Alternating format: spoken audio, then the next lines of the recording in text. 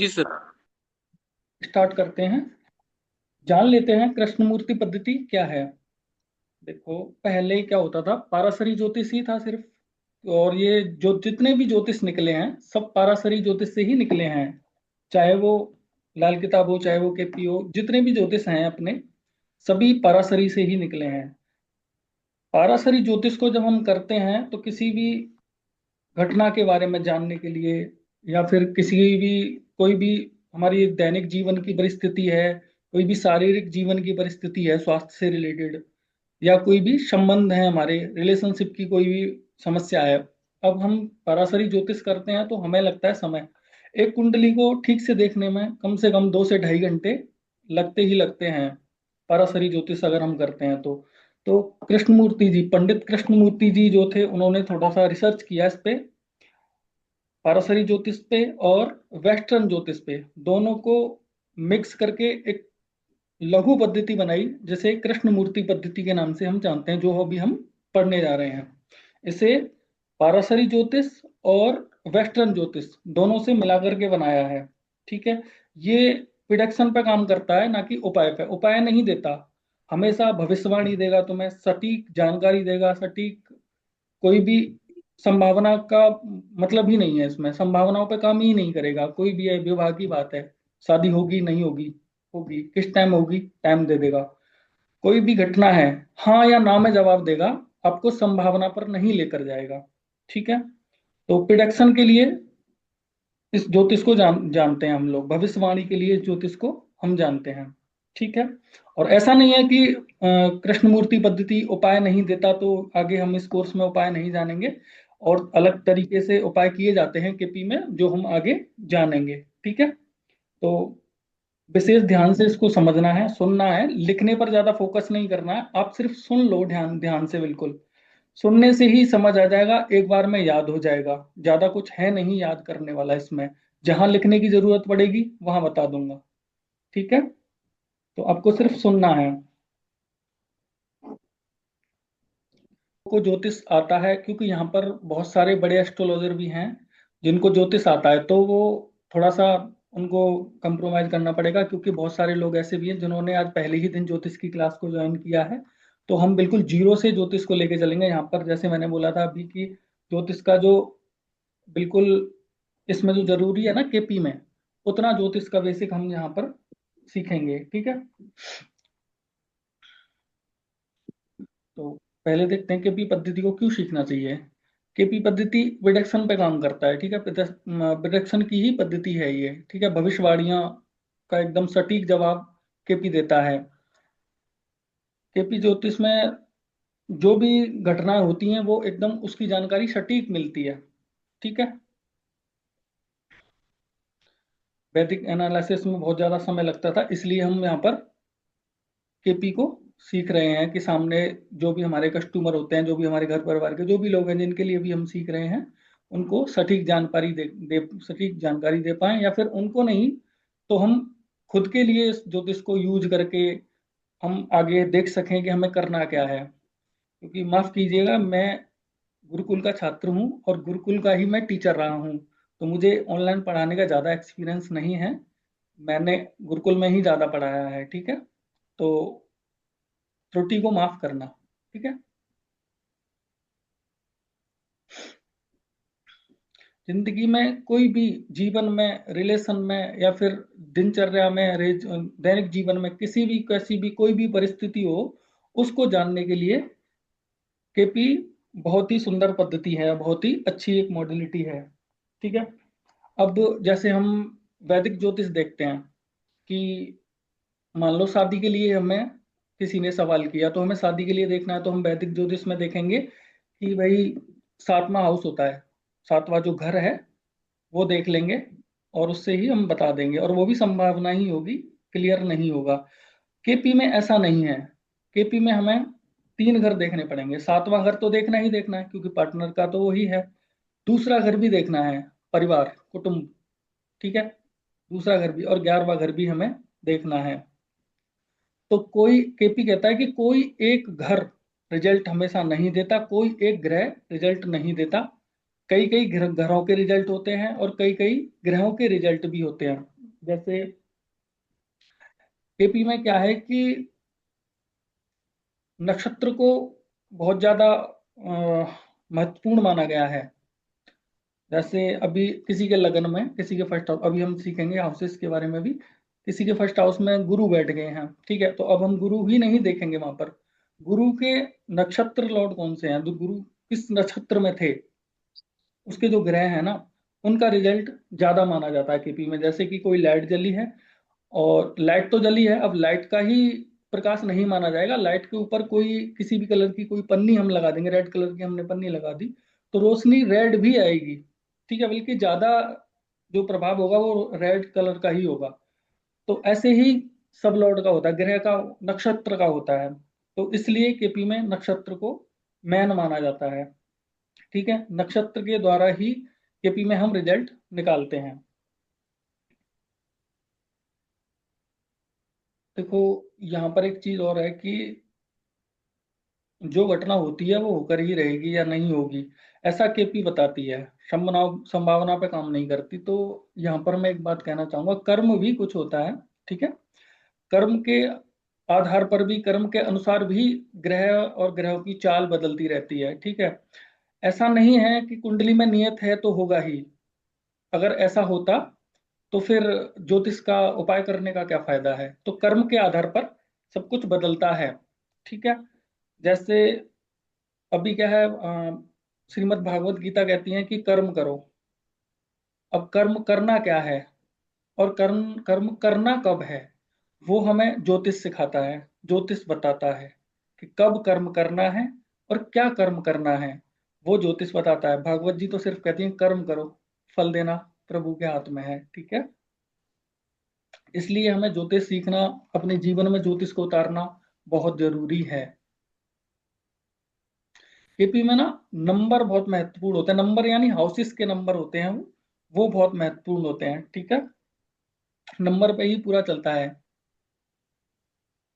KP में दो chart होते हैं, एक तो हमारा राशि चार्ट जिसे हम लगन बोलते हैं, लगन चार्ट, तो एक तो हमारा लगन चार्ट काम करता है, दूसरा हमारा कस्प होता है जिसे चलित बोलते हैं, चलित भाव, भाव चलित का जो चार्ट होता है वो, दो चार्ट काम करते हैं हमारे केपी में, दोनों चार्ट को ही देख करके हमेशा हमें प्रिडिक्शन करनी होती है। केपी में ज्योतिष में क्या होता है, 12 राशि होती हैं, ठीक है, 12 हाउसेस होते हैं कुंडली के अंदर, जिन्हें हम भाव बोलते हैं, ठीक है। 9 ग्रह होते हैं, 27 नक्षत्र होते हैं, जिनके बारे में अभी हम पढ़ेंगे। जो 27 नक्षत्र हैं उनको कृष्ण मूर्ति पद्धति में, यानी कि पंडित कृष्ण मूर्ति जी ने क्या किया है, इनको एक नक्षत्र के 4 भाव, 4 चरण, एक नक्षत्र के 4 चरण करके इनको 9 भागों में बांटा है, ठीक है। यानी कि प्रत्येक नक्षत्र के 4 चरण, 27 नक्षत्र को 9 भागों में कृष्ण मूर्ति जी ने बांटा है। वो हम अभी आगे देखेंगे कि किस डिग्री से। अभी हम यहाँ पर बेसिक नॉलेज की बात कर रहे हैं, क्योंकि जो शुरू से अभी जो सीख रहे हैं हम लोग, वो भी हमारे संग आगे चल सकें, ठीक है, इसलिए। तो आगे हम ये सारी चीजें डिग्री वाइज भी देखेंगे, कौन से नक्षत्र में, कौन से ग्रह में कौन सा नक्षत्र कब तक होता है, कौन सी राशि में कौन से होते हैं, कब तक होते हैं, वो सारी चीजें हम आगे देखेंगे। केपी में ग्रह हमेशा नक्षत्र के थ्रू रिजल्ट देते हैं, नक्षत्र के द्वारा ही रिजल्ट देते हैं, ठीक है, नक्षत्र स्वामी को ज्यादा पावरफुल माना जाता है। जो ग्रह आपको कुंडली में नॉर्मल दिख रहे हैं उनसे ज्यादा पावरफुल ग्रह माना जाता है नक्षत्र स्वामी जो होता है, ठीक है। ऐसा भी नहीं है कि जो प्लेनेट कुंडली में है उनका कोई अस्तित्व नहीं है, वो भी पावरफुल हैं अपने आप में, लेकिन ज्यादा जो प्रभाव होगा वो नक्षत्र स्वामी का ही होगा, ठीक है। देखो, अब ये कुंडली होती है, ये कुंडली है, ठीक है, ये हमारी नॉर्थ इंडियन कुंडली है और ये हमारी साउथ इंडियन कुंडली है। साउथ इंडियन कुंडली क्लॉकवाइज चलती है और इसमें राशि स्थिर होती हैं, हाउसेस चलते हैं, ठीक है, क्लॉकवाइज चलती है ये हमारी नॉर्थ इंडियन कुंडली होती है। ये एंटी क्लॉकवाइज चलती है। इसमें ग्रह चलते हैं, ठीक है, हाउसेस स्थिर होते हैं, राशि चलती हैं, हाउसेस स्थिर होते हैं। हम जो केपी सीखेंगे वो ये नॉर्थ इंडियन कुंडली, इसी कुंडली पर देखें सीखेंगे, ठीक है। इसमें 12 भाव होते हैं, ये यहाँ से होते हैं, ठीक है, यहाँ से। नहीं चल रहा क्या?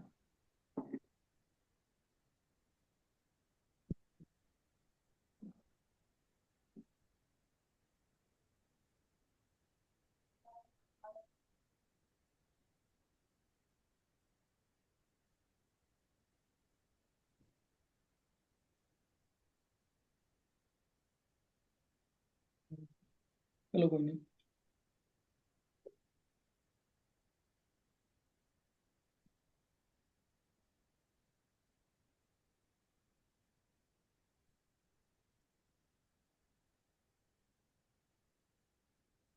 देखिए, ये पहला भाव होता है, इनको ना भाव, इसलिए भाव मतलब होता है एक्सप्रेशन, एक्सप्रेस करना, इसलिए इनको भाव बोलते हैं। लाल किताब में खाना बोलते हैं, वैसे कुछ लोग हाउसेस भी बोलते हैं, घर भी बोलते हैं, लेकिन सही मायना इनका है भाव।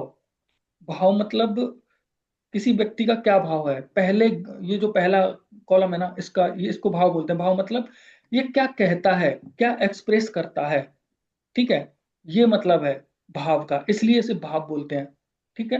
ये पहला भाव होता है, इसको लगन बोलते हैं। लगन हमेशा यही रहेगा, जो भी नंबर इसमें आए, ये जो नंबर है ना, ये राशियां हैं, ठीक है। लगन हमेशा पहला भाव ही रहता है, चाहे जो नंबर लिखा हो, ठीक है। ये पहला हो गया, ये दूसरा, ये तीसरा, इसको एंटी क्लॉकवाइज चलता है हमारा ये नॉर्थ इंडियन कुंडली, ठीक है। ये चौथा, ये पांचवा, ये छठवां, ये सातवां, ये आठवां, ये नौवां, ये 10वां, ये 11वां और ये 12वां। 12 भाव कुंडली के अंदर होते हैं, ठीक है। 12 ही राशि होती हैं। राशि 12 कौन सी होती हैं? पहला नंबर मेष होता है, दूसरा वृषभ, तीसरा मिथुन, चौथा कर्क, पांचवा सिंह, छठवां कन्या, सातवां तुला और आठवां वृश्चिक, नौवां धनु, 10वां मकर, 11वां कुंभ और 12वां मीन। ये राशि आपको नंबर के साथ याद होनी चाहिए। जैसे अभी बोल दिया ना 4 नंबर, तो आपको पता होना चाहिए कर्क, हमेशा याद रखनी ही है ये राशियां आगे आपको, ठीक है। ऐसा नहीं चलेगा, आपको राशि याद नहीं है तो आप नहीं कर पाओगे, ठीक है। तो राशि आपको याद करनी ही करनी है।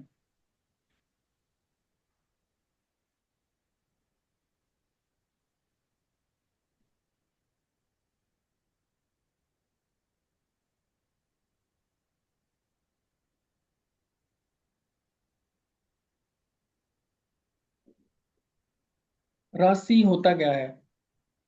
राशि होती हैं, बहुत सारे तारे होते हैं ना, स्टार्स, स्टार्स का कलेक्शन जो होता है ना, वो राशि होती है, ठीक है। आसमान में बहुत सारे तारे जो होते हैं ना, उनका एक ग्रुप जो होता है वो राशि होती है। उनका जो कलेक्शन, उसको राशि बोलते हैं, ठीक है। भाव का मतलब एक्सप्रेस, ठीक है। केपी में क्या होता है, कभी कभी राशि कट जाती है। जैसे अभी हमने पीछे देखा ना, यहाँ देखिए, जैसे अभी क्या है कि 1 2 3 4 पूरा लिखा हुआ है, ठीक है।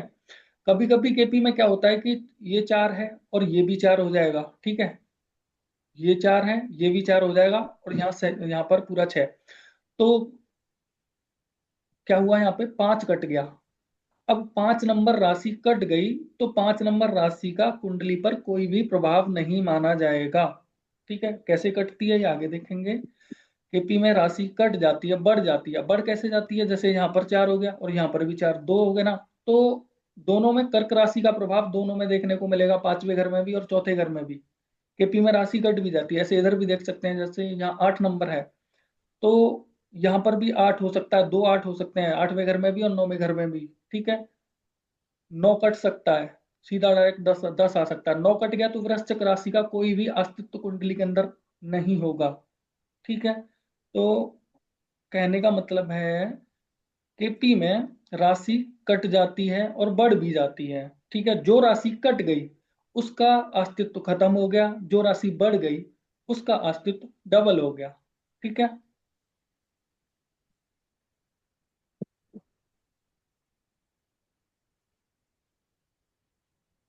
सर ये वाला दोबारा समझाइए कॉन्सेप्ट थोड़ा सा।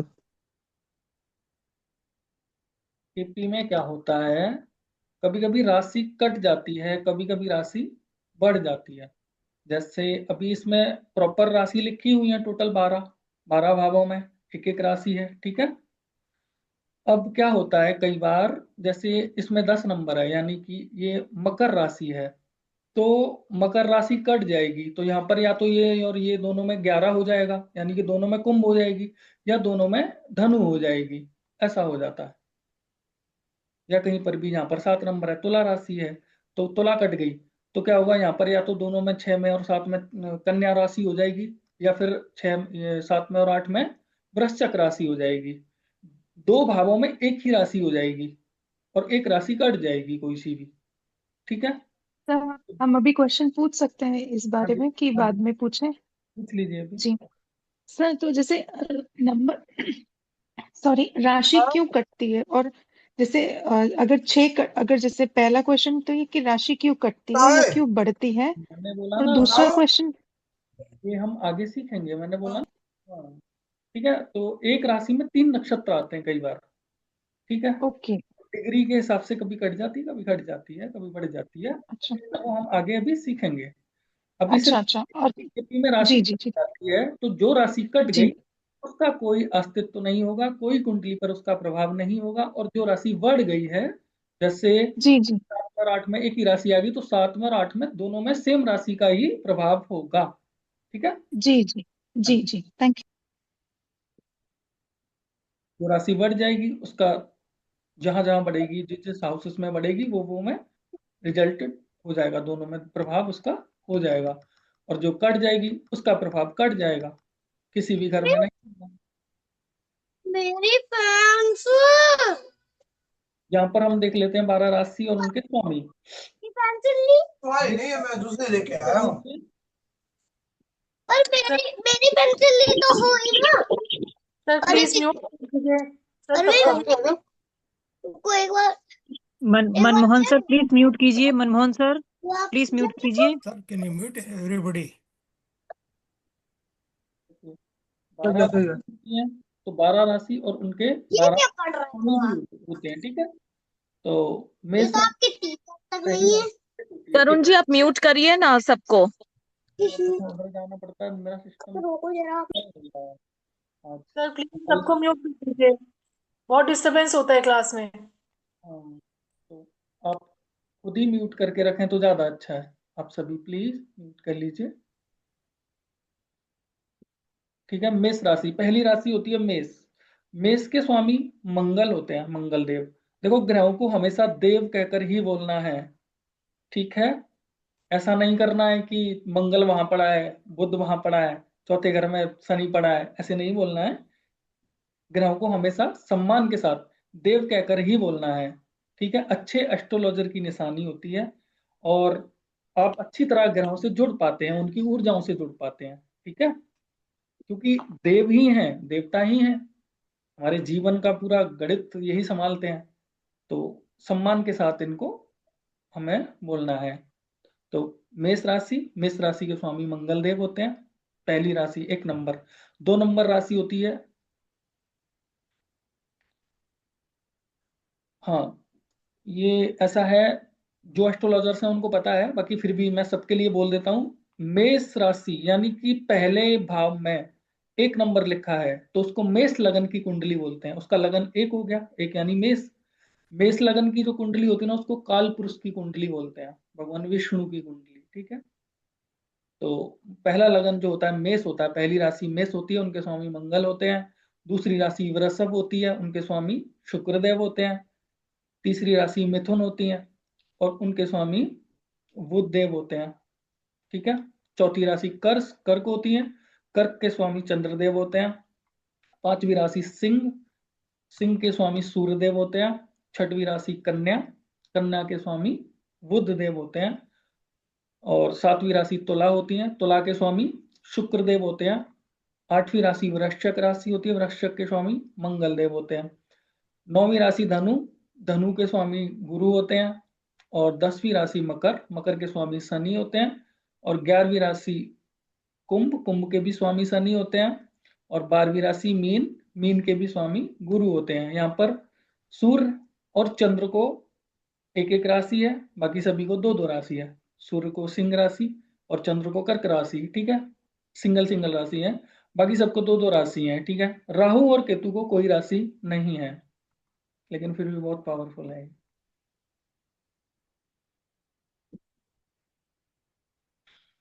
ये यहाँ पर टेबल में दिया हुआ है याद करने के लिए, ठीक है।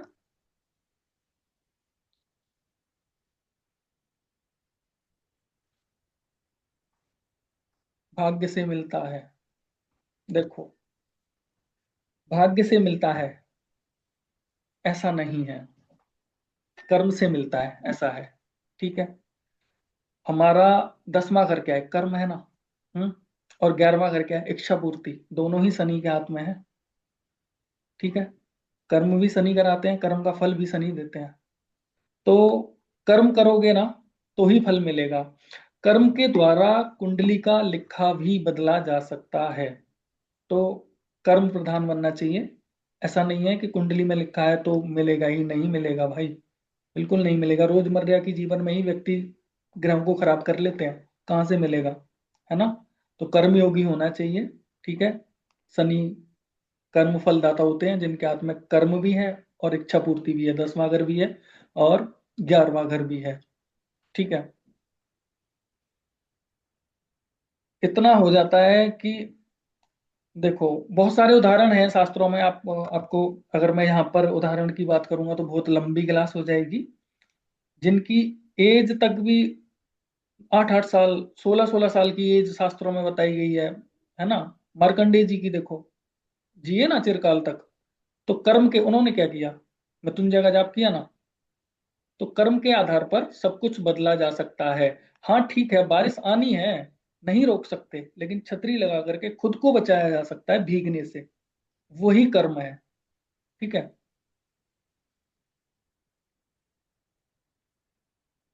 हमने कुंडली के 12 भावों को देख ही लिया है। इन 12 भावों को ना सीखने के उद्देश्य से तीन तरीके से, तीन हिस्सों में बांटा गया है। कैसे तीन हिस्से? परिवार, परिवार में मतलब तीन तरीके से प्रश्न करता है व्यक्ति। आपके पास कोई भी व्यक्ति आएगा या आप खुद के लिए भी देखोगे तो तीन तरीके से देखोगे। एक तो क्या होता है पारिवारिक, जो कि चाचा ताऊ मामा भाई बहन पापा मम्मी भांजा भतीजा जो भी नाना नानी, उनके रिलेशंस, ठीक है।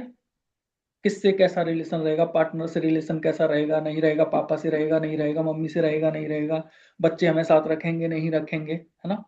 वो सारी चीजें, एक हिस्सा तो ये होता है, ठीक है। दूसरे तरीके से व्यक्ति आपके पास प्रश्न करेगा स्वास्थ्य को लेकर, ठीक है। कोई बीमारी जीवन में चल रही है या फिर बीमारी जीवन में आएगी या नहीं आएगी, ठीक होगी तो कैसे होगी, नहीं होगी तो कैसे होगी, वो सारी चीजें। तीसरा प्रश्न व्यक्ति का रहता है जीवन में दैनिक जो परेशानी रोजमर्रा की जो चीजें होती हैं, या फिर जॉब, व्यापार, बिजनेस, जो भी चीजें होती हैं,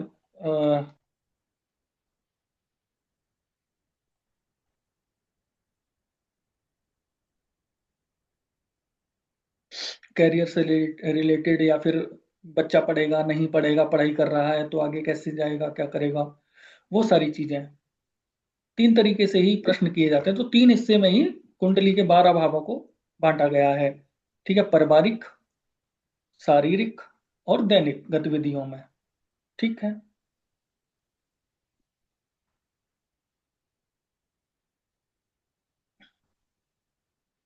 अब हमारे यहाँ से 9 जो ग्रह हैं वो स्टार्ट होते हैं। ज्योतिष में 9 ग्रह होते हैं, ठीक है। देखो, 9 ग्रहों से हमें बिल्कुल अच्छा कनेक्शन बनाना है और हमें अच्छा ज्योतिषी भी बनना है, ठीक है। आपने देखा होगा भाई, कई बार होते हैं ज्योतिषी के, उनको सामने व्यक्ति आया समझ आ जाता है क्या है। वो मेडिटेशन करने वाले लोग होते हैं, मंत्र जाप करने वाले लोग होते हैं, उनको क्या होता है ना, ऊर्जा महसूस होती है। मेडिटेशन करने से क्या होता है, व्यक्ति यूनिवर्स से कनेक्ट होता है। यूनिवर्स में ही तो प्लेनेट है ना। तो यूनिवर्स से कनेक्ट होना जरूरी है, यूनिवर्स में ही ग्रह हैं। तो मेडिटेशन करना आप सभी को जरूरी है। अगर बहुत आगे जाना है तो या तो कोई मंत्र जाप करो आप। और उससे ऐसा भी होता है कि देखो, प्रत्येक व्यक्ति हमेशा कर्म का ही फल भोगता है, चाहे वो कुछ भी भोग रहा है। कल बोया है तभी आज काट रहा है, ठीक है। ऐसा होता ही नहीं कि बिना कर्म के कुछ भी उसके आगे किसी ने फेंक दिया, नहीं होता ऐसा। तो आपके पास कोई व्यक्ति आया, आपने उसको उपाय दिए या जो भी दिया, कर्म तो काटा ना। हम्म।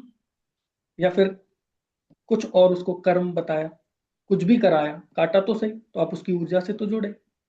तो उसके भी वाइब्रेशंस आपके ऑरा में आते हैं और 100% आते हैं। इसलिए भी मेडिटेशन करना जरूरी है।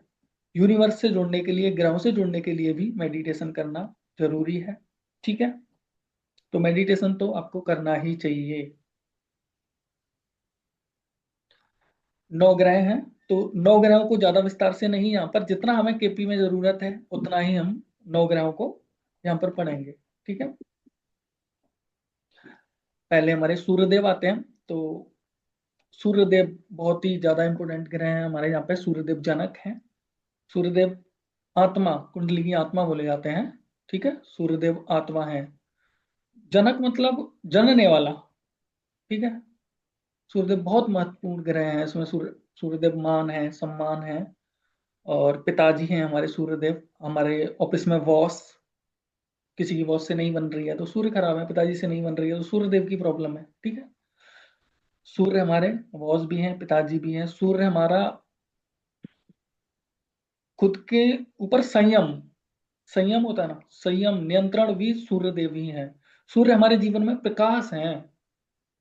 हमें अगर कहीं ऊंचाइयों पे जाना है तो हमें सूर्य देव ही सही करने पड़ेंगे, सूर्य के प्रति हमें श्रद्धा रखनी पड़ेगी।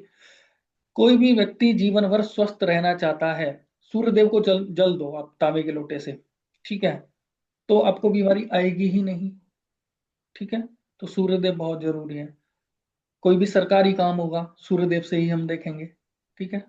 कोई भी लोन वगैरह, जितने भी जो भी होते हैं सरकारी नौकरी, ये सब सूर्य से होती है, ठीक है। तो सूर्यदेव बहुत इंपॉर्टेंट है।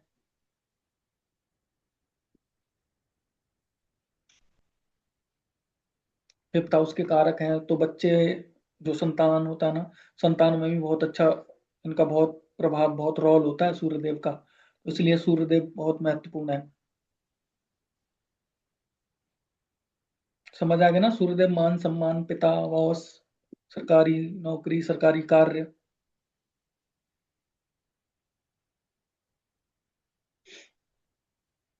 सूर्यदेव पैसा भी है, ठीक है।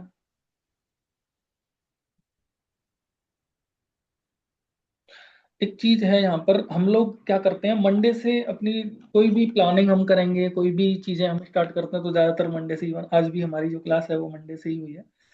ऐसा नहीं करना चाहिए, क्योंकि हमारे जो दिन शुरू होते हैं ना वो संडे से ही होते हैं, सूर्य देव से ही होते हैं।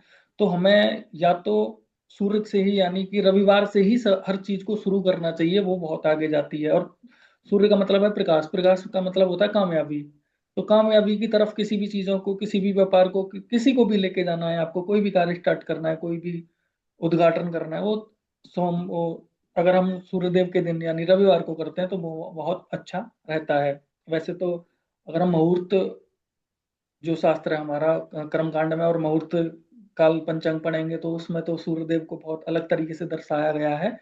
लेकिन ज्योतिष में ऐसा नहीं है, ठीक है। ज्योतिष में तो कहते हैं कि भाई अगर आप सूर्यदेव के दिन से, रविवार से स्टार्ट नहीं कर सकते हो, तो कम से कम रविवार के दिन आप प्लानिंग कर लो कि मुझे पूरे हफ्ते क्या करना है, कैसे करना है मुझे। सोमवार को क्या करना है, मंगलवार को क्या करना है, बुधवार को क्या करना है, वो टोटल जो टेबल है ना, वो टेबल आप रविवार को बना लो, तो भी बहुत कुछ है, बहुत अच्छा है। ये भी बहुत अच्छा है। सूर्य क्या है, आत्मा है। आत्मा कभी मरती तो नहीं, आत्मा के साथ हमेशा कर्म होते हैं, पूरा डाटा होता है। जितने भी जन्म लिए होते हैं ना, जितना भी सोल की जर्नी जब से यूनिवर्स में स्टार्ट होती है ना, तब से और जब तक रहती है तब तक पूरा डाटा सोल के पास होता है। सोल यानी आत्मा, आत्मा कर्म लेकर चलती है हमेशा, ठीक है। कोई पता नहीं कब किस जन्म का कौन सा कर्म अच्छा या बुरा सामने आए। तो सूर्य देव के लिए श्रद्धा जरूरी है। सूर्य देव को भगवान विष्णु भी बोला गया है, नारायण, ठीक है।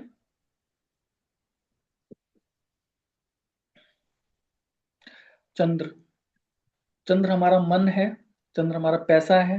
पैसा हम हमेशा चंद्र से देखते हैं, मन हम चंद्र से देखते हैं। जैसे डिप्रेशन अगर किसी को है तो वो चंद्र की प्रॉब्लम है, चंद्र ही कहीं ना कहीं पीड़ित है या खराब है, ठीक है। चंद्र हमारा जो रक्त कोश का WB होती है ना, व्हाइट सेल्स जो होते हैं ब्लड के, वो भी हमारा चंद्र होता है, ठीक है। चंद्र हमारा मन का उतार चढ़ाव जो भी होता है वो चंद्र से हम देखते हैं। माता हम चंद्र से देखते हैं, ठीक है। दूध वगैरह ये सब कारक तत्व में आता है। बाकी अभी हमें इतना ही जरूरी है, इतना ही हम देखेंगे।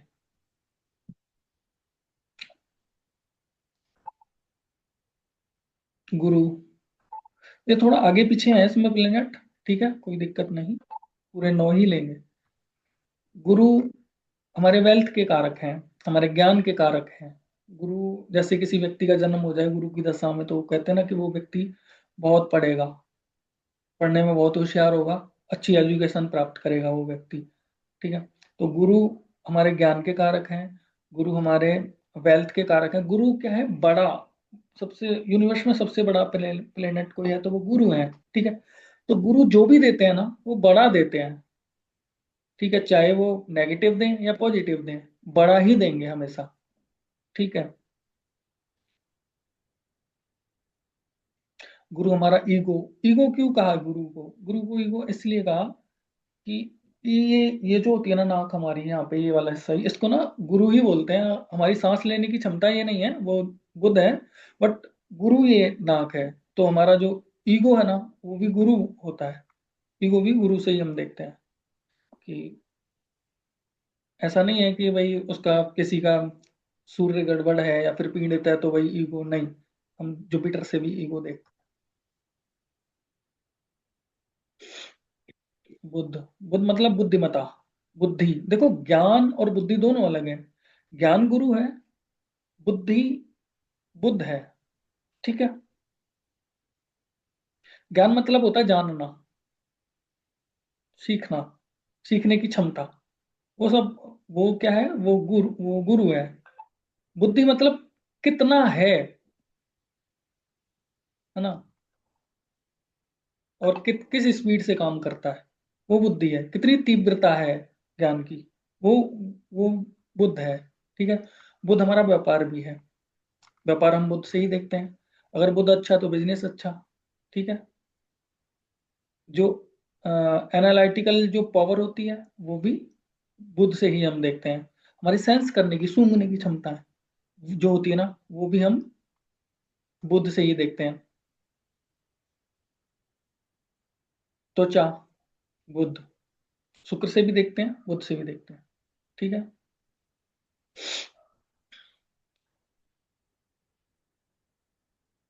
हमारे हाथ, हमारे दांत, हमारे दांत, कंधे और हमारी संचार शक्ति, ये सब बुद्ध है।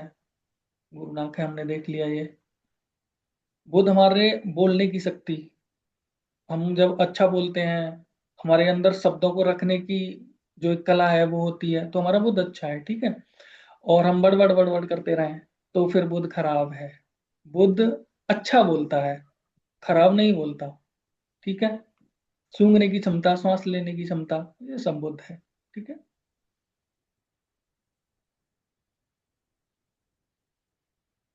शुक्र, शुक्र सुंदरता, सौंदर्य शुक्र है, ठीक है।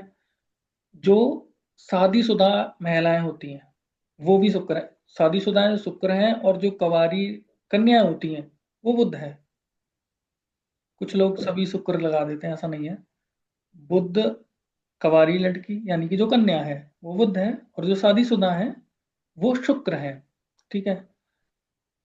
विलासता, भोग, बुद्ध है, ठीक है। झगड़ा भी बुद्ध, सॉरी शुक्र, विलासता शुक्र है, सुंदरता शुक्र है, महिलाएं जिनकी शादी हो चुकी है वो भी शुक्र हैं, ठीक है। और जो कुंवारी कन्या होती है वो बुध है। विलासता शुक्र है, झगड़ा भी शुक्र है, जब शुक्र कहीं पीड़ित होते हैं तो झगड़ा भी करा देते हैं, ठीक है, और झगड़ा शुक्र है वो तो है ही, ठीक है।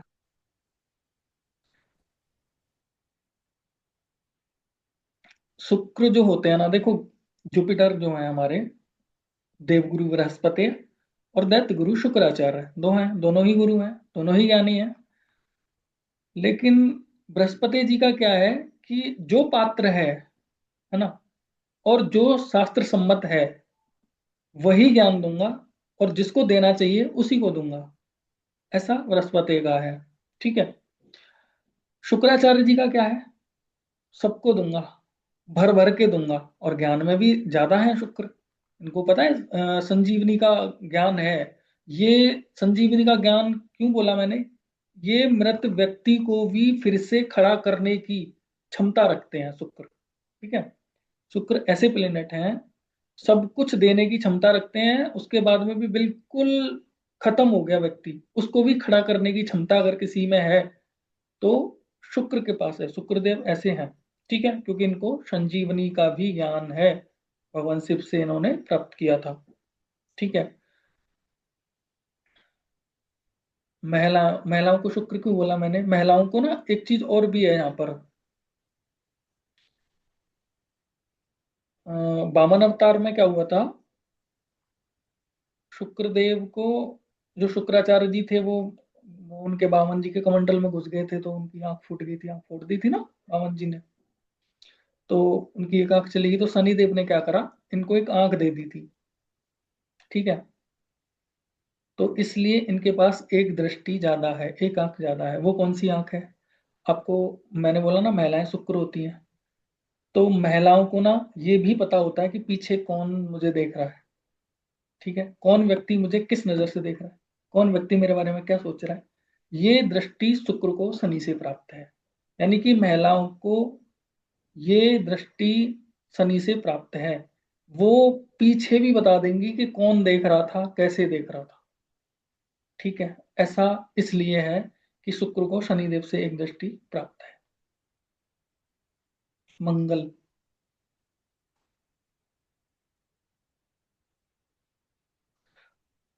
मंगल हमारा, मंगल देव जो होते हैं, हमारी जो आक्रामकता जो होती है, अग्रेशन, गुस्सा, ये सब मंगल से हम देखते हैं। लाल रक्त कोशिकाएं, आरबीसी जो होते हैं वो भी हमारा मंगल है। आरबीसी मतलब ब्लड, हमारा खून, खून मंगल है। खून मंगल क्यों देखते हैं, मंगल अच्छा होना चाहिए इसलिए देखते हैं। कहते हैं ना कि अच्छा खानदान, अच्छा खानदान मतलब अच्छा खून, ठीक है। रिश्ता देखते हैं तो अच्छा खानदान यानी कि अच्छा खून, अच्छा खून होगा तो ये जो आक्रामकता दिख रही है ना यहाँ पे, मंगल खराब का कारण है, ये नहीं होगी। गुस्सा, ये नहीं होगा, ठीक है। अच्छा मंगल, गुस्सा नहीं। खराब मंगल, गुस्सा, आक्रामकता, ठीक है।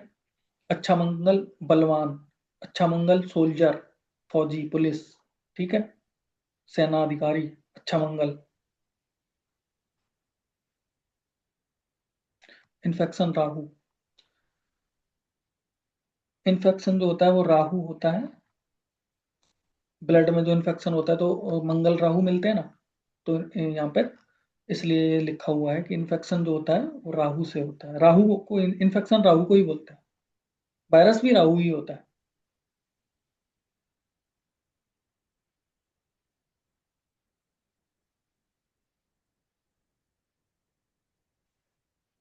राहु और केतु, इनका खुद का कोई अस्तित्व नहीं है, ये छाया ग्रह बोले जाते हैं, ठीक है। लेकिन जहां जिसके साथ बैठते हैं ना वहीं धूम मचा देते हैं। केपी में बहुत ही ज्यादा महत्वपूर्ण ग्रह हैं, इनको ऐसा समझो जैसे ब्लैक होल, इनका खुद का अस्तित्व इसलिए नहीं है, ये छाया है। अब छाया का क्या कोई अस्तित्व थोड़ा ना होता है, नहीं होता, लेकिन जहां है जिसके साथ है उसी का अस्तित्व होता है, उसी के साथ मिल जाती है, ऐसा है इनका। केपी में तो ऐसा भी है कि कभी कभी क्या होता है, 10-10 पूरी की पूरी कुंडली पर इनका प्रभाव मिलता है, केपी के अंदर बहुत ज्यादा इंपॉर्टेंट है ये। पूरी की पूरी कुंडली पर कभी कभी राहु और केतु का प्रभाव देखने को मिलेगा आपको 12 के 12 घर पे, क्योंकि किसी एक घर से रिजल्ट हम केपी का नहीं लेते।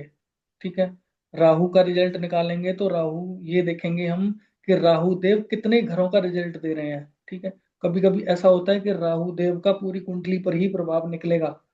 ठीक है, ऐसा है।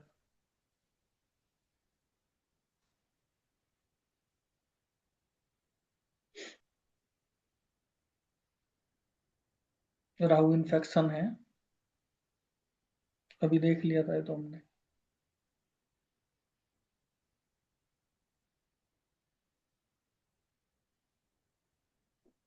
शनि, शनिदेव, शनि क्या है, अनुशासन है। ठीक है, शनिदेव अनुशासन, शनिदेव बेटा, बाप और बेटा, बेटा केतु भी बोलते हैं वैसे और शनि भी। ठीक है, दोनों दोनों से देखते हैं हम बेटा, शनि से भी और केतु से भी। लाल किताब में सिर्फ केतु से। शनिदेव अनुशासन है, शनिदेव डिसिप्लिन है। ठीक है, शनिदेव डिले भी कराते हैं, डिनाई भी कराते हैं और डिसिप्लिन भी देते हैं। 3D हो गया, 3D शनिदेव होते हैं। शनि खराब जिन व्यक्तियों को होते हैं ना, वो व्यक्ति बहुत झूठ बोलते हैं, झूठ शनि से। ठीक है, शनि वृद्ध प्लेनेट है ना, तो ये धीरे चलने वाले प्लेनेट हैं, बहुत धीरे चलते हैं, इसलिए धीरे धीरे ही फल देते हैं। शनि जहां बैठते हैं वहां वृद्धि करते हैं, जहां भी बैठेंगे ना अपने फलों में वृद्धि करेंगे हमेशा। जॉइंट पेन वगैरह वो सब हम शनि से देखते हैं। शनि क्या है कि ऊबड़ खाबड़ जो जमीन होती है ना, खार खड्डे ऊबड़ खाबड़ वाली, वो सब हम शनि से देखते हैं। शनि चालाकी, शनि मेडिटेशन, चालाकी भी शनि से देखते हैं। चालाकी करता ना व्यक्ति, चाल पे चाल खेलता, जालसाज वाला, वो शनि। ठीक है, मेडिटेशन शनि। शनि अगर पंचम में आ जाए किसी के, 5वें भाव में शनि आए, तो वो व्यक्ति बहुत बुद्धिमान होता है, बहुत ज्ञान अर्जित करता है, बुद्धि का बहुत तेज होता है, पढ़ता भी बहुत है। ठीक है,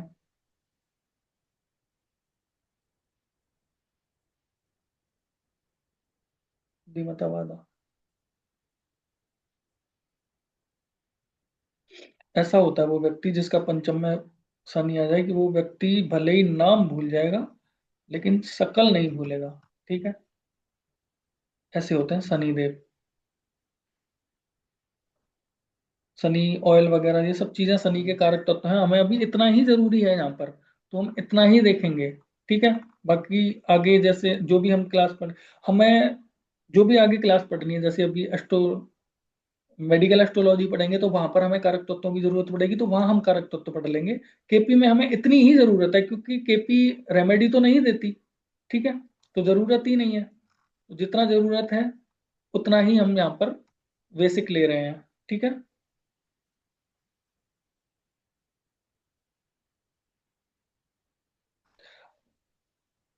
आज के लिए इतना ही रहेगा, बाकी कल आगे का हम पढ़ेंगे। और थोड़ा लेट हो गया था, उस चीज के लिए माफी चाहेंगे, कुछ तो गड़बड़ सिस्टम में भी है, तो मैं इसे चेंज कर लूंगा। ठीक है, और